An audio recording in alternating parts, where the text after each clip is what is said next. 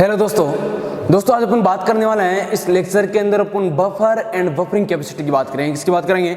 Buffer and buffering capacity की बात करेंगे कि सोइल है ये इसके अंदर बफरिंग कैपेसिटी क्यों प्रेजेंट होती है और सोइल है ये एज ए बफर कैसे वर्क करती है, इसके बारे में क्या करेंगे दोस्तों इस लेक्चर के अंदर आज अपन बात करने वाले हैं। दोस्तों टॉपिक अच्छा है, समझने वाला है, ठीक है, तो आपको आराम से समझना है, ध्यान से देखना है लेक्चर, ठीक है। तो दोस्तों अगर अपन सबसे पहले बात करें बफर की बात कर लेते हैं, इनके बारे में एक बार नॉर्मल जानकारी ले लेते हैं, उसके बाद में अपन किसके ऊपर चलेंगे? सोइल के ऊपर चलेंगे कि सोइल के अंदर ऐसे प्रॉपर्टीज क्यों प्रेजेंट होती है और किस सोइल के अंदर ये प्रॉपर्टीज ज्यादा प्रेजेंट होती है। लेकिन सबसे पहले अपन नॉर्मल बात कर लेते हैं। सबसे पहले दोस्तों अगर अपन बात करें बफर मटेरियल की बात करें कि बफर क्या होता है, तो दोस्तों कोई भी सबस्टांसेस यानी एनी सबस्टांसेस, ये जैसे अपने पास कोई भी सबस्टांसेस हो सकता है, तो दोस्तों कुछ सबस्टांसेस ऐसे होते हैं जो क्या करते हैं जिनके अंदर स्मॉल अमाउंट के अंदर एसिड या बेस ऐड करते हैं तो वो पीएच चेंजेस का क्या करते हैं? रेजिस्टेंट करते हैं। क्या करते हैं? रेजिस्टेंट करते हैं। यानी कुछ ऐसे सबस्टांसेस होते हैं जिनके अंदर अपन स्मॉल अमाउंट के अंदर एसिड ऐड कर देते हैं या बेस ऐड कर देते हैं तो उनके पीएच में किसी प्रकार का चेंजेस नहीं होता है। ऐसे सबस्टांसेस को अपन किसके नाम से जानते हैं? बफर सबस्टांसेस के नाम से जानते हैं। यानी any substances which resistant to change in pH when addition of small amount of acid and base, यानी स्मॉल अमाउंट के अंदर कोई भी एसिड और बेस ऐड करते हैं तो उसके पीएच में किसी प्रकार का चेंजेस नहीं होता है। कौन से सबस्टांसेस कहलाते हैं? बफर सबस्टांसेस कहलाते हैं। और दोस्तों अगर ये ऐसी प्रॉपर्टीज अगर किसी सॉल्यूशन में प्रेजेंट है, अब ऐसी प्रॉपर्टीज मतलब यानी कोई सॉल्यूशन ऐसा है जिसके अंदर स्मॉल अमाउंट के अंदर अपन बेस और एसिड है ये ऐड करते हैं तो उस विलियन है सॉल्यूशन है उसके पीएच में चेंज नहीं आता है, तो ऐसे सॉल्यूशन को अपन बफर सॉल्यूशन के नाम से जानते हैं। किसके नाम जानते हैं? बफर सॉल्यूशन के नाम से।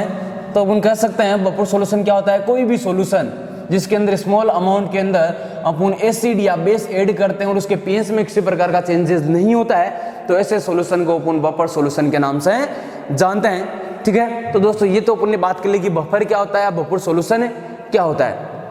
और दोस्तों जैसे कि बात करें अपन को कोई बफर सॉल्यूशन चाहिए, बफर सॉल्यूशन यानी कोई ऐसा सॉल्यूशन चाहिए जिसके अंदर अपन स्मॉल अमाउंट में एसिड ऐड कर देते हैं या स्मॉल अमाउंट में बेस ऐड कर देते हैं और उसके पीएच में किसी प्रकार का चेंजेस नहीं होता है, यानी ये सॉल्यूशन पीएच चेंजेस का क्या करता है? रेजिस्टेंट करता है। ऐसे विलियन का अपन फॉर्मेशन कैसे कर सकते हैं, कैसे बना सकते हैं? तो दोस्तों अपन को ये देखना है कि बफर सॉल्यूशन इसका फॉर्मेशन कैसे करें। तो दोस्तों बफर सॉल्यूशन का फॉर्मेशन करने के लिए अपन क्या क्या लेते हैं? एक तो अपन वीक एसिड लेते हैं। क्या लेते हैं? वीक एसिड लेते हैं प्लस क्या ले सकते हैं? अब देखो एक तो अपन को वीक लेना है, एक तो अपन को एसिड ऐड करना है, एक उसमें बेस ऐड करना है। एक अपन क्या लेंगे? वीक लेंगे और दूसरा क्या लेंगे? बेस लेने वाले हैं, स्ट्रॉन्ग लेने वाले हैं, ठीक है। जैसे यहाँ पे अपन वीक एसिड ले लिया तो एक और क्या लेंगे? यहाँ पे स्ट्रॉन्ग एसिड लेंगे। क्या लेंगे? स्ट्रॉन्ग एसिड लेंगे। तो अपन सेकंड ये कर सकते हैं यानी वीक एसिड प्लस ये कह सकते हैं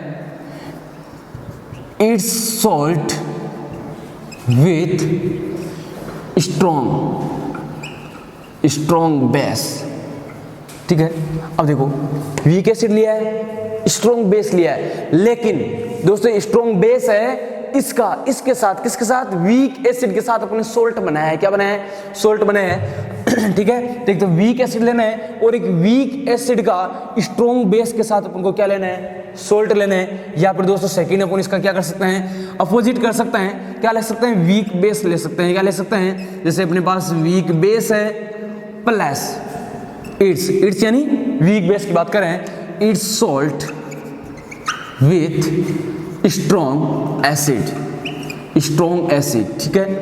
इनके द्वारा क्या कर सकते हैं? एक अपन स्ट्रॉन्ग एसिड और एक वीक बेस, या एक अपन क्या ले सकते हैं? वीक एसिड और स्ट्रॉन्ग बेस के द्वारा क्या कर सकते हैं? अपने बफर सॉल्यूशन का फॉर्मेशन कर सकते हैं, ठीक है। अब दोस्तों सबसे पहले इसका फॉर्मेशन करेंगे, एग्जांपल देखेंगे और इसके साथ दोस्तों अपन ये भी देखेंगे आखिरकार क्या प्रॉपर्टी होती है इन विलियन के अंदर, इन सॉल्यूशन के अंदर कि इनका पीएच है वो चेंजेस नहीं होता है।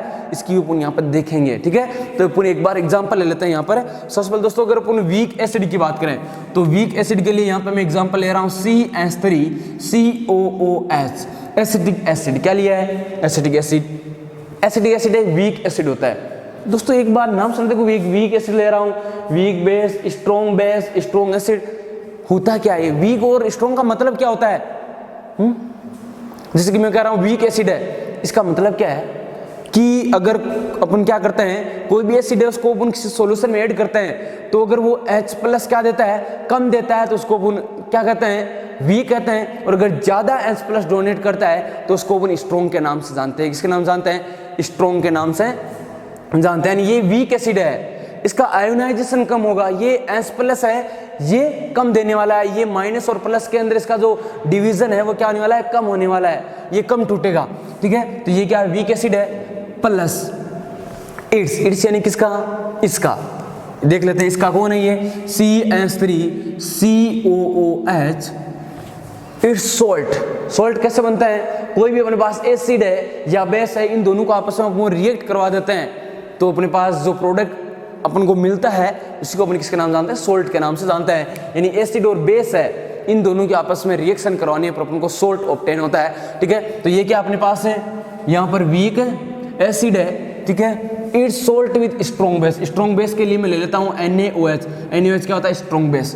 तो देखो मैंने क्या ले लिया है, इट्स यानी weak acid, strong base, salt बनाएंगे। तो दोस्तों ये आपस में रिएक्ट करेंगे, तो दोस्तों यहाँ से H+ और OH- से यहाँ से क्या होंगे, अलग होकर किसका फॉर्मेशन कर लेंगे, H2 का फॉर्मेशन कर लेंगे। और यहाँ पे बच क्या जाएगा अपने पास, CH3COONA। अब देखो दोस्तों ये सोल्ट है किसका, ये वीक एसिड का स्ट्रॉन्ग बेस के साथ क्या बना लिया अपन ने, सोल्ट बना लिया है। इसको जब अपन किसी भी सॉल्यूशन में ऐड करेंगे तो नहीं तो ये H+ डोनेट करेगा, नहीं OH- क्या करेगा, डोनेट करेगा। इसका मतलब ये सोल्ट है, ठीक है। तो इन दोनों का फॉर्मेशन कर लिया है, ठीक है। तो अपन ये कह सकते हैं इन दोनों को जब अपन ऐड करेंगे तो जो भी अपने पास सॉल्यूशन बनेगा, उस सॉल्यूशन के जो सॉल्यूशन होगा वो एज ए बफर सॉल्यूशन क्या करने वाला, वर्क करने वाला है। इसके अंदर कुछ अमाउंट में एसिड ऐड करेंगे या बेस ऐड करेंगे तो पीएच में किसी प्रकार का चेंजेस नहीं होने वाला है, ठीक है।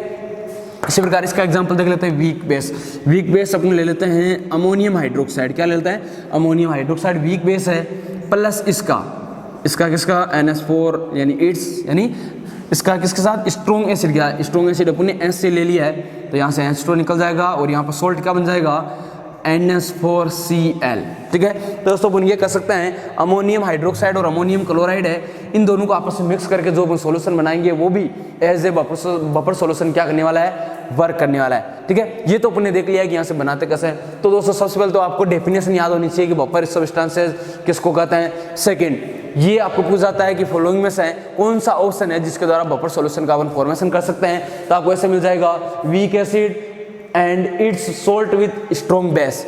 सेकंड ऑप्शन इस प्रकार दे सकते हैं, weak acid and strong base वगैरह चेंजेस करके दे सकते हैं। तो जो भी है इनको अपोजिट कर सकते हैं, वीक आ जाएगा, स्ट्रॉन्ग आ जाएगा, वीक स्ट्रॉन्ग जो भी है वीक वगैरह उल्टा करके दे देगा, ठीक है। तो आपको ये याद रखने है, तो ये क्वेश्चन पूछा जाता है। दोस्तों ICAR के एग्जाम की बात करें तो ICAR के एग्जाम में ये क्वेश्चन पूछा गया है कि फॉलोइंग में से किसके द्वारा बफर सॉल्यूशन का फॉर्मेशन हो सकता है। तो दोस्तों उसके अंदर ये ऑप्शन दे रखा था, acetic acid plus sodium acetate. तो दोस्तों एसिटिक एसिड और सोडियम एसीटेट है, इन दोनों के द्वारा बफर सॉल्यूशन का आपने फॉर्मेशन कर सकते हैं। दोनों ही दोस्तों एग्जांपल मैंने आपको लिखा है, दोनों इंपॉर्टेंट है, दोनों एग्जांपल आपको याद रखना है। मैं ये नहीं करा कि आप 2-4 और याद करो, आपको 2 एग्जांपल है, दोनों एग्जांपल क्या होना चाहिए, याद होना चाहिए। यानी एसिडिक एसिड और अमोनियम एसीटेट और अमोनियम हाइड्रोक्साइड और अमोनियम क्लोराइड है, इसके द्वारा क्या होता है, बफर सॉल्यूशन का फॉर्मेशन होता है। और दोस्तों इनमें से अपन एक एग्जांपल लेके देख लेते हैं और इसका सॉल्यूशन बना के अपन क्या करते हैं, एक कुछ अमाउंट के अंदर स्मॉल अमाउंट में एसिड या बेस ऐड करके देखते हैं कि पीएच इसमें चेंजेस होता है या नहीं होता है। अगर नहीं होता है तो क्यों नहीं होता है, इसकी बात कर लेते हैं। ये एग्जांपल ले लेते हैं अपन सबसे पहले। ये अपन ने यहाँ पे कोई क्या लिया है, बीकर ले लिया है। क्या ले लिया है, बीकर लिया है, बड़ा लिया है, वह बीकर है ना, आपके आराम से दिख जाए। इसके अंदर ये सॉल्यूशन है, ठीक है। इस सॉल्यूशन के अंदर दोस्तों अपन ने क्या क्या ऐड किया है, सबसे पहले तो इनको ऐड करते हैं। सबसे पहले इस सॉल्यूशन में क्या ऐड करेंगे, एक तो एसिटिक एसिड ऐड करेंगे। क्या ऐड करेंगे, एसिड, CH3COOH। मान लेते हैं दोस्तों इसके 100 मॉलिक्यूल लिए। कितने मॉलिक्यूल लिए अपने, 100 मॉलिक्यूल ऐड किए। एग्जाम्पल के लिए बता रहा हूँ, 100 लिए हैं, ठीक है, 100 मॉलिक्यूल लिए हैं। तो दोस्तों देखो एसिटिक एसिड है, वीक एसिड है। क्या है, वीक एसिड है। इसका मतलब इसका 100% आयोनाइजेशन नहीं होगा। ये 100 मॉलिक्यूल है, ये 100 H+ है, नहीं देने वाले हैं क्योंकि ये वीक एसिड है। इसमें से कुछ मॉलिक्यूल है वही क्या देंगे, H+ वो क्या करेंगे, रिलीज करेंगे। एग्जाम्पल के लिए ले लेते हैं कि 10 एसिटिक एसिड है, ये क्या होते हैं, यहाँ से इसका आयोनाइजेशन होता है, इसका आयन तो एस प्लस ऑप्टेन होता है अपन को, ऑप्टेन क्या बन जाता है CH3COO माइनस बन जाता है, प्लस जो 90 एसिटिक एसिड है ये एज इट इज फॉर्म के अंदर यहाँ पे क्या होते हैं सॉल्यूशन के अंदर प्रेजेंट, क्योंकि ये वीक एसिड है। ठीक है, 100 मॉलिक्यूल इसमें ऐड किए, क्या क्या हुआ आपने देख लिया, वीक एसिड है, आयोनाइजेशन कम हुआ इसलिए इसने कम H+ डोनेट किए, 100 मॉलिक्यूल ऐड किए तो इसने 10 H+ है वही क्या किए हैं डोनेट किए हैं। दिक्कत किसी को कोई दिक्कत नहीं क्योंकि वीक एसिड है। अब बात करते हैं, ये डालना है अपन को, सोल्ट डालना है CH3COONA, इसके भी कितने मॉलिक्यूल लिए अपन ने 100 मॉलिक्यूल लिए। तो दोस्तों ये तो सोल्ट है, सोल्ट क्या होता है हमेशा सोल्यूबल होता है, तो ये तो क्या सोल्यूबल है, इसका 100% क्या होने वाला है आयोनाइजेशन होने वाला है। जब इसके 100 मॉलिक्यूल अपन ऐड करेंगे तो अपने पास देखो क्या बन जाएंगे, तो क्या बन जाएंगे 100 CH3COO माइनस बन जाएंगे और 100 ही क्या हो जाएगा Na+ बन जाएंगे, क्या बन जाएंगे Na+। यहाँ तक शिव कोई दिक्कत नहीं ना, इन दोनों को आपस में मिक्स कर दिया तो अपन को ये मिला। देखो CH3COO माइनस एसीटेट है, 100 तो ये रहे और 10 ये रहे, तो इन सबको मैं एक साथ लिख दूं यहाँ पे, जिससे इनको 110 कर देता हूँ यहाँ पे। ठीक है, एग्जाम्पल के लिए समझा रहा हूँ मैं केवल आपको, मॉलिक्यूल यहाँ पे पिक्स लिए, तो यहाँ पे 110 क्या है एसीटेट है, 90 एसिटिक एसिड है, 100 Na+ है और 10 H+ क्या है सॉल्यूशन के अंदर प्रेजेंट है। ये अपन ने सॉल्यूशन बना लिया इन दोनों को मिक्स करके। और दोस्तों अपन ये कह रहे हैं कि ये बफर सॉल्यूशन है, क्या है बफर सॉल्यूशन है, बफर सॉल्यूशन इसका मतलब क्या है pH चेंजेस नहीं होगा, क्या नहीं होगा pH चेंजेस। ऐड कर लेते हैं, एसिड ऐड करते हैं इसके अंदर, क्या करते हैं एक स्ट्रॉन्ग एसिड ऐड करते हैं, मान लेते हैं HCl ऐड कर दिया, क्या ऐड कर दिया HCl के 10 मॉलिक्यूल अपन ने क्या किए ऐड किए, ये स्ट्रॉन्ग है, इसका मतलब इसका आयोनाइजेशन है 100% होने वाला है, तो अपन ने 10 क्या बन गए यहाँ पे इस सॉल्यूशन में H+ आ गए हैं और 10 ही क्या आ गए हैं Cl- आ गए हैं, क्या आ गए Cl-। इसका मतलब जब अपन ने एसिड ऐड किया है सॉल्यूशन के अंदर तो यहाँ पे इसमें 10 H+ से क्या है इंक्रीज हुआ है, 10 H+ इंक्रीज हुआ है, मतलब सॉल्यूशन का pH क्या हो जाएगा डिक्रीज हो जाएगा, क्या हो जाएगा डिक्रीज, क्यों H+ क्या करते हैं डिक्रीज करते हैं pH को। ठीक है, अब ऐड किया, लेकिन दोस्तों अपन तो कह रहे हैं कि इसमें pH चेंजेस नहीं होता है, क्यों नहीं होता बात कर लेते हैं। क्योंकि दोस्तों यहाँ पे जो 10 H+ है ये क्या करते हैं इन 110 एसीटेट आयन है इनके साथ रिएक्ट करते हैं और दोस्तों ये दोनों आपस में मिलकर 10 एसिटिक एसिड के जो मॉलिक्यूल है इनका क्या कर लेते हैं फॉर्मेशन कर लेते हैं। और दोस्तों एसिटिक एसिड वीक एसिड है, इसका आयोनाइजेशन नहीं होता है। तो दोस्तों देखो अपन ने यहाँ पे H+ क्या किए थे ऐड किए थे, लेकिन ये H+ है ये किस में कन्वर्ट हो गए हैं एसिटिक एसिड में कन्वर्ट हो गए हैं। क्या इस सॉल्यूशन के अंदर H+ की कंसंट्रेशन में चेंजेस हुआ, पहले भी 10 H+ थे अभी कितने H+ है 10 ही है कि नहीं है, चेंजेस हुआ क्या 10 ही है, ये एसिटिक एसिड में चेंजेस हो गया है। तो दोस्तों ये रीजन है कि ये जो वीक एसिटेट है ये एसिटेट है ये H+ के साथ रिएक्ट करके वीक एसिटिक एसिड का क्या कर लेता है फॉर्मेशन कर लेता है। इसके कारण सॉल्यूशन के अंदर H+ आयन है इनकी कंसंट्रेशन इंक्रीज नहीं होती है, कंसंट्रेशन इंक्रीज नहीं होगी तो दोस्तों अपन कह सकते हैं pH चेंजेस नहीं होने वाला है। और दोस्तों pH चेंजेस तब तक नहीं होगा जब तक ये एसिटेट आयन है इसमें क्या नहीं हो जाते हैं कम नहीं हो जाते हैं, तब तक इस सॉल्यूशन का pH है वो चेंजेस नहीं होने वाला है। ठीक है, अंडरस्टैंड समझ में आया होगा। ठीक है कि बफर सॉल्यूशन क्या होते हैं, ये इनका कैसे फॉर्मेशन करते हैं और इनमें pH चेंजेस आखिरकार क्यों नहीं होता है। ऐसा सॉल्यूशन में क्या होता है कि इनमें pH चेंज नहीं होता है। ठीक है, यहाँ तक से कोई दिक्कत है कोई दिक्कत नहीं है, मिटा दूं इसको। तो दोस्तों ये आपको याद रखना है कि बफर सॉल्यूशन है इनके अंदर pH चेंजेस क्यों नहीं होता है। ये दोस्तों क्यों नहीं होता है ये मैंने आपको क्यों समझाया है ताकि आपको याद रहे। बाकी रट्टे तो दो चीज़ मारनी है, दो एग्जाम्पल कैसे कैसे वीक एसिड वीक बेस लेके बनाना है और बफर की डेफिनेशन क्या होती है ये क्या रखना है दोस्तों अपन को याद रखना है। अब दोस्तों अगर अपन किसी भी अपने पास बफर विलियन है बफर सॉल्यूशन है इसकी प्रॉपर्टीज की बात कर लेते हैं, इसकी बात कर लेते हैं प्रॉपर्टीज की बात कर लेते हैं या इसके कैरेक्टर्स देख लेते हैं कि बफर सॉल्यूशन है इसके क्या क्या कैरेक्टर होते हैं क्या क्या इसके गुण होते हैं। ठीक है सॉरी सबसे पहले दोस्तों बात करें बफर सॉल्यूशन है इसका pH है फिक्स होता है, क्या होता है pH है फिक्स होता है। जैसे कि अपने पास बफर सॉल्यूशन है अलग अलग pH वैल्यू में मार्केट में अवेलेबल होते हैं, जैसे कि 7 pH का हो गया 8 pH का हो गया 3 pH का हो गया। ठीक है, इन pH है इनकी क्या होती है फिक्स होती है फर्स्ट। सेकंड बात करें दोस्तों इनका pH है ये लॉन्ग टाइम तक क्या होता है फिक्स होता है। क्या होता है? लॉन्ग टाइम तक फिक्स होता है। लॉन्ग टाइम तक, लंबे समय तक बफर सॉल्यूशन है, इनके पीएच के अंदर किसी प्रकार का चेंजेस नहीं होता है। ठीक है, याद रहेगा, लॉन्ग टाइम तक, लंबे समय तक पीएच चेंजेस नहीं होता है। नेक्स्ट अगर दोस्तों अपन बात करें बफर सॉल्यूशन की, तो दोस्तों बफर सॉल्यूशन है, इनके अंदर क्या होता है? सबसे पहले पीएच चेंज नहीं होता है, लॉन्ग टाइम तक ये क्या होता है? इनका पीएच फिक्स रहता है। नेक्स्ट दोस्तों इनके ऊपर डाइल्यूशन का, किसका? डाइल्यूशन। डाइल्यूशन मींस इसके अंदर अगर अपन H2O ऐड कर देते हैं, ठीक है, यानी H2O ऐड करेंगे तो भी इसके पीएच में किसी प्रकार का चेंज नहीं होता है कि वाटर होता है। कैसा ऐड करते हैं? कोई न्यूट्रल ऐड करते हैं, ठीक है। 7 पीएच वाला थोड़ा बहुत अगर ऊपर नीचे भी है, जैसे पीएच 6.9 हो गया, 7.2 हो गया, ऐसा वाटर भी ऐड करेंगे डाइल्यूशन के लिए, ठीक है। तो डाइल्यूशन के लिए वाटर ऐड करेंगे तो उसका पीएच है कुछ अमाउंट के अंदर एसिड या बेस अगर उस वाटर में प्रेजेंट है तो भी पीएच चेंज नहीं होने वाला है। तो आपको याद रखना है डाइल्यूशन का भी इसके ऊपर किसी प्रकार का इफेक्ट नहीं होता है। दोस्तों बफर सॉल्यूशन का नेक्स्ट प्रॉपर्टी की बात करें तो इसके अंदर अगर अपन स्मॉल अमाउंट के अंदर क्या ऐड करते हैं?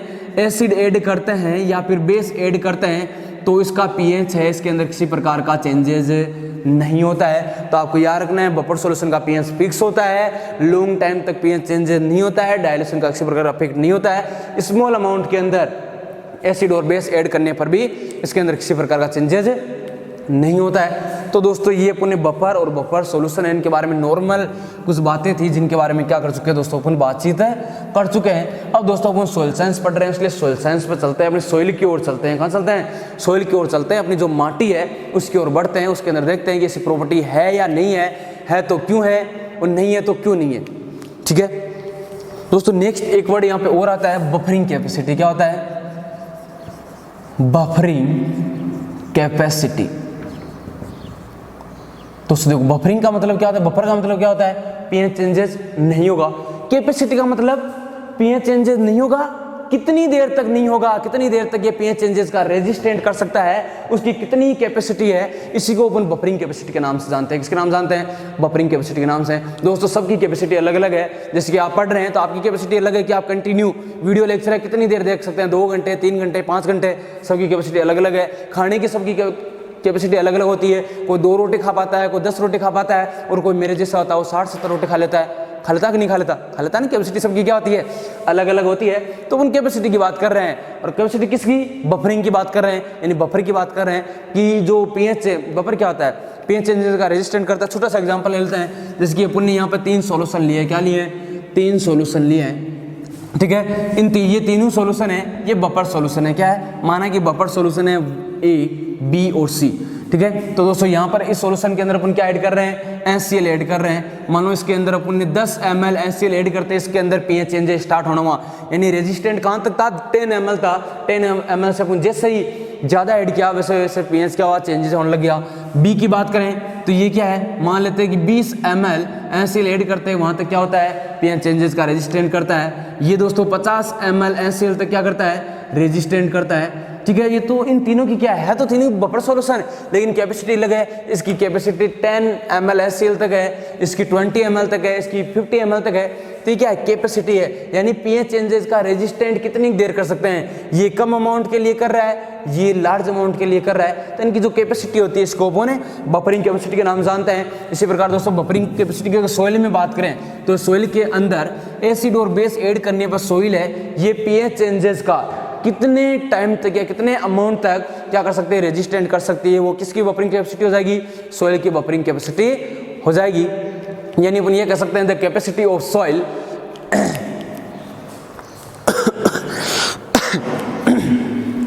The capacity of soil to resistant change in pH when addition of small amount of acid and base, यानी स्मॉल अमाउंट में एसिड और बेस ऐड करते हैं तो कितनी कैपेसिटी है कि वो उस अमाउंट को क्या कर सकती है? पीएच चेंज के लिए रेजिस्ट हो सकती है। इस कैपेसिटी को क्या कहते हैं? अपने सोइल की बफरिंग कैपेसिटी के नाम से जानते हैं, ठीक है। अब दोस्तों हम बात कर लेते हैं सोइल के अंदर बफरिंग कैपेसिटी प्रेजेंट होती है, ठीक है। और दोस्तों सोइल होती है, ये सोइल क्या? बेस एंड एसिड दोनों के लिए रेजिस्टेंट होती है। किसके लिए?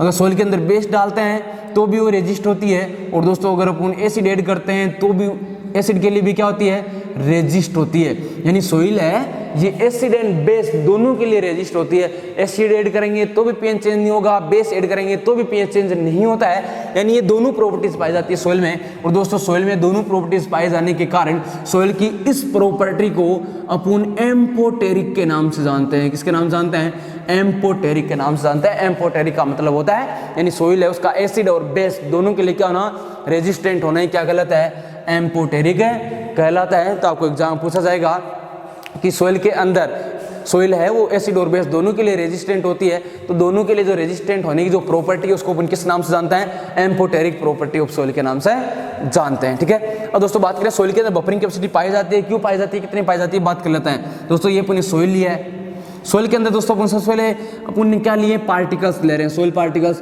और सबसे पहले ये बताओ मुझे सोइल के पार्टिकल्स कौन से पार्टिकल्स है जिनकी सरफेस पर जो नेगेटिव चार्ज वो प्रेजेंट होता है। पीछे बात की थी ना अपन ने, कोलोइड पढ़े तब भी बात की थी अपन ने, सीसी पढ़ी तब भी बात की थी। तो सोइल के अंदर जो स्मॉल पार्टिकल्स है यानी जो क्ले पार्टिकल्स है, कोलोइड पार्टिकल्स है, उनकी सरफेस पे नेगेटिव चार्ज प्रेजेंट होता है। क्या प्रेजेंट होता है, नेगेटिव चार्ज। तो मैं यहाँ पे आपके सामने जो शो कर रहा हूँ वो केवल आपको कोलोइड या फिर जो क्ले पार्टिकल्स है उन्हीं को ही मैं आपको यहाँ पे दिखा रहा हूँ जिनके ऊपर नेगेटिव चार्ज प्रेजेंट है। तो नेगेटिव चार्ज प्रेजेंट है इसका मतलब इनकी कोलोइड्स के ऊपर कौन एडजॉर्ब होंगे यहाँ पे, H+। देखो अपन पीएच की बात कर रहे हैं तो पीएच किसके द्वारा अफेक्ट होता है, H+ के द्वारा अफेक्ट होता है। या H+ यानी हाइड्रोजन के कारण क्या होता है, चेंजेस होता है। इसलिए मैं केवल यहाँ पे हाइड्रोजन की बात कर रहा हूँ दोस्तों। किसकी बात कर रहा हूँ, हाइड्रोजन की बात कर रहा हूँ। तो ये अपने पास कोलोइड है, इनके ऊपर हाइड्रोजन एडजॉर्ब्ड है। अदर केटायंस से एडजॉर्ब्ड है लेकिन केवल अपन को हाइड्रोजन ही देख रहे हैं कि अपन हाइड्रोजन की बात करने वाले हैं यहाँ पे। ठीक है, नेक्स्ट दोस्तों बात करें कि ये अपने पास सोल्यूशन होता है, सोइल के पार्टिकल्स के बीच में जो पोर स्पेस प्रेजेंट होते हैं, इनके अंदर जो वाटर प्रेजेंट होता है, इसमें बहुत सारे न्यूट्रिएंट वगैरह है, सोल्यूबल होते हैं। इसको हम सोइल सोल्यूशन के नाम से जानते हैं। किसके नाम जानते हैं, सोइल सॉल्यूशन के नाम से जानते हैं। अब दोस्तों सोइल सॉल्यूशन की बात करें तो दोस्तों सोइल सॉल्यूशन के अंदर सोइल सॉल्यूशन हो गया।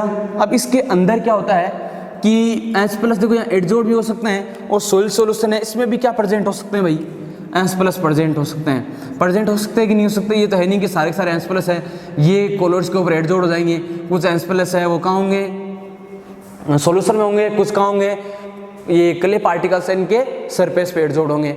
क्योंकि ये इसलिए होते हैं कि ये आपस में इक्विलिब्रियम में रहते हैं। किसमें रहते हैं, इक्विलिब्रियम में रहते हैं कि यहाँ पर भी ज़्यादा नहीं हो, यहाँ पर भी ज़्यादा नहीं हो, इसलिए हमेशा इक्विलिब्रियम में रहते हैं। तो दोस्तों ये अपने एक जनरल सोइल की बात की है और इसके अंदर कहाँ का जो हाइड्रोजन आयन प्रेजेंट है ये मैंने आपको यहाँ पर शो कर दिया है। ठीक है, और दोस्तों अगर अपन बात करें, सबसे पहले बात करें अब देखो यहाँ पे जो एसिडिटी प्रोड्यूस होती है, हाइड्रोजन ने क्या करता है, एसिडिटी प्रोड्यूस करता है। तो दोस्तों जो सोइल एसिडिटी है ये 2 टाइप्स की होती है। एक तो एसिडिटी किसके कारण प्रोड्यूस होती है, ये एडजॉर्ब्ड हाइड्रोजन के कारण होती है। किसके कारण, एडजॉर्ब्ड हाइड्रोजन के कारण। तो दोस्तों जो एडजॉर्ब्ड हाइड्रोजन के कारण जो एसिडिटी प्रोड्यूस होती है उसको अपन एक्सचेंज एसिडिटी के नाम से जानते हैं। किसके नाम जानते हैं, एक्सचेंज एसिडिटी के नाम जानते हैं। और दोस्तों जो सोइल सॉल्यूशन के अंदर जो H+ प्रेजेंट है इनके कारण जो एसिडिटी प्रोड्यूस होती है इसको अपन एक्टिव एसिडिटी के नाम से जानते हैं। किसके नाम से, एक्टिव एसिडिटी के नाम से जानते हैं। यानी अपन कह सकते हैं सोइल के अंदर 2 टाइप्स की एसिडिटी होती है, एक तो एक्टिव एसिडिटी, एक एक्सचेंज एसिडिटी। सोइल सॉल्यूशन में H+ के कारण जो एसिडिटी प्रोड्यूस होती है एक्टिव एसिडिटी, और जो एडजॉर्ब्ड H+ के कारण जो एसिडिटी प्रोड्यूस होती है उसको अपन एक्सचेंज एसिडिटी के नाम से जानते हैं। नेक्स्ट दोस्तों अपन पीएच मीटर की बात करें। पीएच मीटर का यूज किस लिए करते हैं, पीएच है उसको मेजर करने के लिए। पीएच क्या करता है, H+ आयन है कंसंट्रेशन को मेजर करता है।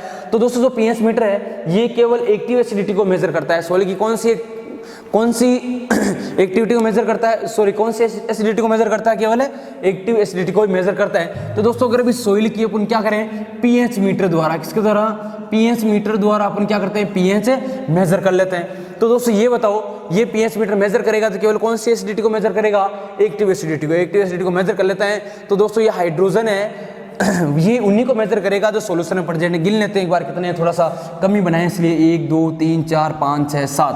तो दोस्तों अपना पीएच मीटर यहाँ पे कह रहा है कि आपकी सोइल है इसके अंदर 7H+ प्रेजेंट है। कितने प्रेजेंट है ज़्यादा, लेकिन जो पीएच मीटर केवल किसको मेजर करता है, एक्टिव एसिडिटी को। सॉल्यूशन में कितने H+ प्रेजेंट है, 7। तो ना पीएच मीटर कह रहा है कि आपके जो सोइल है इसके अंदर 7H+ क्या है, प्रेजेंट है।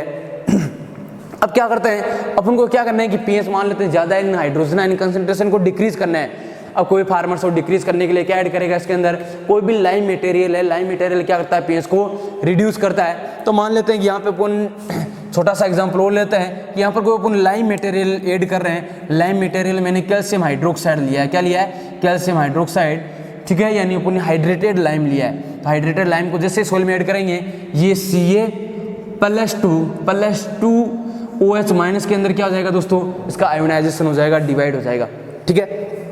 कैल्शियम का तो कोई यूज नहीं करना है अपन को, हाइड्रोजन की कंसंट्रेशन कम करनी है, हाइड्रोजन की बात कर लेते हैं। तो दोस्तों यहाँ पे क्या हाइड्रोक्सी लाइन है, क्या ये हाइड्रोक्सी लाइन है। अब क्या करते हैं हम उनको मान लेते हैं कि उनको थोड़ी ज़्यादा हाइड्रोजन क्या करने हैं, डिक्रीज करने हैं। इसके मैंने 2 मॉलिक्यूल लिए, तो 2 ये हो गए, ये 4OH- है, ये सोइल के अंदर अपन ने क्या कर दिए हैं, ऐड कर दिए हैं। तो दोस्तों ये 4OH- है, ये 4H+ के साथ क्या करेगा, रिएक्ट करेगा और 4 क्या बना लेगा, H2O बना लेगा, क्या बना लेगा, H2O। तो मान लेते हैं इसने ये 4H+ है, किस में कन्वर्ट हो गए हैं, H2O में, वाटर के अंदर कन्वर्ट हो गए हैं। तो यहाँ पे ये 4H+ की कंसंट्रेशन है, ये क्या हो जानी चाहिए, रिड्यूस हो जानी चाहिए, क्या हो जानी चाहिए, रिड्यूस हो जानी चाहिए। अब देखो अपने सोइल के अंदर अपन अब अगर pH मीटर के द्वारा मेजर करें तो सोइल के अंदर केवल कितने H+ प्रेजेंट होने चाहिए, 3 ही होने चाहिए, क्योंकि पहले सोइल के अंदर 7 H+ प्रेजेंट थे, 4 अपन ने क्या कर दिए, कम कर दिए, 4 कम कर दिए, मतलब अब केवल कितने प्रेजेंट होने चाहिए, 3 ही तो प्रेजेंट होने चाहिए। अरे 3 ही होने चाहिए कि नहीं होने चाहिए, 3 ही होने चाहिए ना। लेकिन दोस्तों यहाँ पे इक्विलिब्रियम के लिए क्या होता है, देखो यहाँ पे हाइड्रोजन कम हो गए सोल्यूशन में और यहाँ पे एडजॉर्ब्ड हाइड्रोजन क्या है, ज़्यादा है, इसलिए कुछ आपके जो हाइड्रोजन है ये यहाँ से क्या होते हैं, एक्सचेंज होकर सोल्यूशन में आ जाते हैं। कहाँ जाते हैं, सोल्यूशन में आ जाते हैं। तो दोस्तों अपन ये देख लिया कि ये 4 वापस H+ से कहाँ आ गए, सोल्यूशन में आ गए। अब pH मेजर करें, ठीक है, pH मीटर द्वारा pH मेजर करें तो pH मीटर अब भी कितने बता रहा है अपन को, देखो 1 2 3 4 5 6 7, अब भी pH मीटर क्या कर रहा है कि आपकी सोइल के अंदर अपन ने अभी भी 7 H+ प्रेजेंट है, पहले भी कितने थे, प्रेजेंट थे। तो OH- अपने ऐड किए वो गए कहाँ, जो OH- हाइड्रोक्सी लाइन ऐड किए उससे वास्तव में क्या क्या हाइड्रोजन आयन की कंसंट्रेशन रिड्यूस तो किए, लेकिन जो छुपे हुए, जो लुके हुए जो हाइड्रोजन थे, कौन से थे छुपे हुए या लुके हुए हाइड्रोजन, ये एक्सचेंज एसिडिटी वाले, वो कहाँ गए हैं, वहां से एक्सचेंज हो गए, कहाँ गए हैं भाई, सोल्यूशन में आ गए। इसलिए सोल्यूशन के अंदर H+ आयन कंसंट्रेशन रिड्यूस नहीं हुई है, रिड्यूस कहाँ हुई है, एक्सचेंज एसिडिटी के ऊपर रिड्यूस हुई है। तो दोस्तों इस प्रकार कह सकते हैं तब तक pH चेंजेस नहीं होता है, या pH चेंजेस धीरे धीरे स्लो रेट से चेंजेस होगा जब तक ये हाइड्रोजन, एडजॉर्ब्ड हाइड्रोजन है, ये क्या नहीं हो जाए, कम नहीं हो जाए, इनकी क्वांटिटी है, अमाउंट है, वो कम नहीं हो जाए, तब तक इनका जो pH है वो चेंजेस नहीं होने वाला। दोस्तों यही रीजन है, ये एक्सचेंज एसिडिटी क्या होती है, सोइल के अंदर बफरिंग कैपेसिटी के लिए क्या होती है, जिम्मेदार होती है, ठीक है। तो अपन बात कर सकते हैं कि कौन सी सोइल है उसकी बफरिंग कैपेसिटी हाई होगी या रिड्यूस होने वाली। क्वेश्चन आपको यहीं से पूछ जाएगा कि फॉलोइंग में से कौन सी सोइल है उसकी बफरिंग कैपेसिटी हाईएस्ट है या किसकी बफरिंग कैपेसिटी लोवेस्ट है, ठीक है। तो दोस्तों बफरिंग कैपेसिटी के लिए सबसे पहले तो मैं बात कर सकता हूँ, बफरिंग कैपेसिटी है ये किसके द्वारा अफेक्ट हो रही है, अभी आपने देखा सोइल के अंदर एडजॉर्ब्ड हाइड्रोजन के कारण, किसके कारण हो रही है, एडजॉर्ब्ड हाइड्रोजन के कारण हो रही है कि नहीं हो रही है, हो रही है ना दोस्तों, ठीक है। अब एडजॉर्ब्ड हाइड्रोजन कितने का, केटाइंस कितने के एडजॉर्ब्ड है, उसी को अपन सीसी के नाम से जानते हैं, केटाइन एक्सचेंज कैपेसिटी के नाम से है। यानी सोइल के अंदर H+ यानी सोइल के अंदर एडजॉर्ब्ड हाइड्रोजन या अपन सारे केटाइंस की बात कर लेते हैं, अगर केटाइंस ज्यादा होंगे तो सोइल की सीसी भी क्या होगी, ज्यादा होगी। तो अपन ये कह सकते हैं ये जो बफरिंग कैपेसिटी है डायरेक्टली किसके प्रोपोर्शनल होती है, सोइल सीसी के प्रोपोर्शनल होती है। सीसी ज्यादा मींस केटाइंस ज्यादा, केटाइंस में हाइड्रोजन ज्यादा होंगे, अगर हाइड्रोजन ज्यादा होंगे तो कह सकते हैं बफरिंग कैपेसिटी ज्यादा। तो हम कह सकते हैं जब सोइल की सीसी ज्यादा होती है तो हाइड्रोजन के अंदर सोइल है उसके अंदर एडजॉर्ब्ड जो भी अपने पास केटाइंस है वो क्या होंगे, ज्यादा होंगे, केटाइंस ज्यादा होंगे, तो बफरिंग कैपेसिटी क्या होने वाली है, ज्यादा। नेक्स्ट दोस्तों बात कर सकते हैं amount of clay particles. Soil में क्ले पार्टिकल्स या अपन कह सकते हैं कोलोइड पार्टिकल्स, इन दोनों की सरफेस पर क्या प्रेजेंट होता है, नेगेटिव चार्ज प्रेजेंट होता है। क्या प्रेजेंट होता है, नेगेटिव चार्ज क्या होता है, प्रेजेंट होता है। तो दोस्तों अपन ये कह सकते हैं कि सोइल के अंदर जितनी ज्यादा बफरिंग कैपेसिटी होगी, अब बफरिंग कैपेसिटी ज्यादा कब होगी, जब अमाउंट ऑफ क्ले ज्यादा होगा या कोलोइड ज्यादा होगा।